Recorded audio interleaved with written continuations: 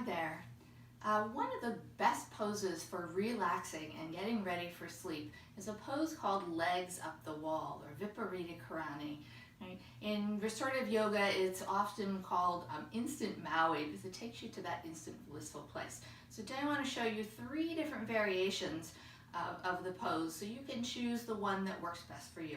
The first is the more traditional, quite literally legs up the wall. So you can see I have my mat set up here, right, with a blanket close to the wall. So you can do this on the floor, or even better, perhaps in bed, so that as you fall asleep, all you have to do is bring your legs down. So you'll notice I'm coming up really close to the wall and actually walking one hip, right, and one buttocks kind of up the wall. I want to be really close. Then I'm going to slide out on this arm to come lay on my side and then rotate to bring my legs up. I'll adjust, I'm pressing into the wall to bring my hips in a comfortable place. And if the blanket under your hips is not comfortable, you're welcome to disregard it. And if you don't have a yoga blanket, beach towel or a nice heavy bath towel. Right? You want to bring your legs as close to the wall as you possibly can. I'm a little far away here, so if that happens, readjust, come a little closer to the wall, and try again. And I'm going to lift up to move my blanket down to a more comfortable place. See this how much better this is because I'm closer to the wall for support. Now I can stay here for 5, 10, 15, even 20 minutes. This is very restful and restorative. It allows fluids from the legs to move back up towards the heart in an easier manner, right? So they're not working against gravity here.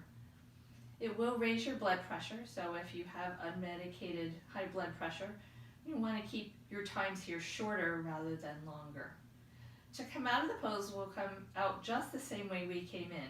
I'll bend my knees, roll to my side. I'd rest here for a moment and then press into the floor and come up to seated. Again, if you're doing this in bed, you might just then stretch out in your bed for a good night's sleep. Right, but that's not always possible for everyone. So another variation of the pose is to use a block and bolsters. And I'll offer you several options here. You can set up a platform with your blocks. Right?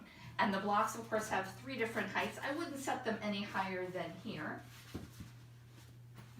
And if you don't have a bolster at home, the cushion to a chair or a couch would work. And the same principle is here. I'm going to use my blanket for a little support under my head. Bring your legs up. You want your knees to be nice and supported. And then to lay back down, provide any support you might need under your head, but it's fine to stay flat if that's what you prefer. And again, you can stay here for some time. It can be very restful and restorative.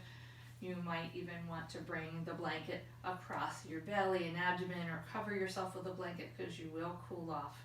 So there's version number 2. I'm going to remove that blanket and come off of my props here. If you don't have the bolster and the blocks, another option is to take a couple of pillows, just bed pillows. Won't be quite as high, but this is something you can do right in bed. So this would be something nice to set yourself up in and do some mindful breathing as you're getting ready to go to sleep, particularly if you have trouble falling asleep.